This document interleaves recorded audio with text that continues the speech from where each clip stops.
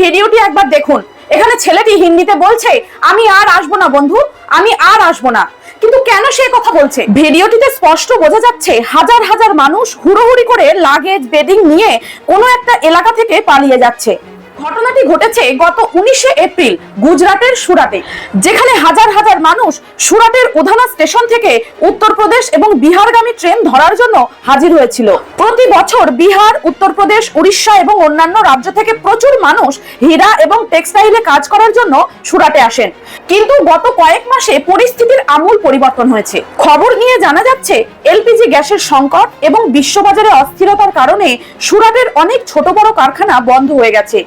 হাতে কাজ নেই, পেটে ভাত নেই, এমন পরিস্থিতিতে এইসব মানুষগুলোর বাড়ি ফিরে আসাই ছিল একমাত্র বাঁচার পথ।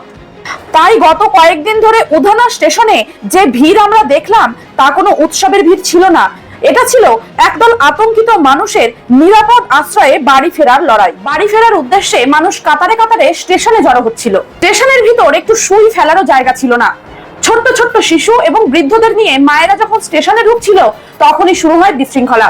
আর এই বিশৃঙ্খলা এড়াতে পুলিশ শুরু করে লাঠিচার্জ। যেখানে এত ভিড়ে তীব্র গরমে মানুষ পানীয় জলের অভাবে জ্ঞান হারাচ্ছে, সেখানে পুলিশ কিভাবে লাঠিচার্জ করতে পারে? সোশ্যাল মিডিয়ায় ছড়িয়ে পড়া ভিডিওগুলোতে দেখা যাচ্ছে অসহায় শ্রমিকরা পুলিশের লাঠি থেকে বাঁচতে লোহার ব্যারিকেড টপকে পালাচ্ছেন। কেউ কেউ ট্রেনের জানলা দিয়ে ভিতরে ঢোকার আপ্রাণ চেষ্টা করছেন। এখানে রেল কর্তৃপক্ষের উপরেও আঙুল উঠছে। তারা কেন অতিরিক্ত ট্রেনের ব্যবস্থা করেনি?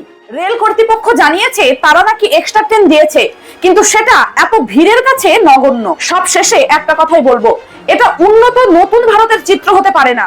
শ্রমিক যেখানে দেশের মেরুদণ্ড, সেখানে তাদের সাথে এমন ব্যবহার একদমই কাম্য নয়। আপনাদের মতামত অবশ্যই কমেন্টে জানাবেন আর ভিডিওটি একটু শেয়ার করে দেবেন। ধন্যবাদ।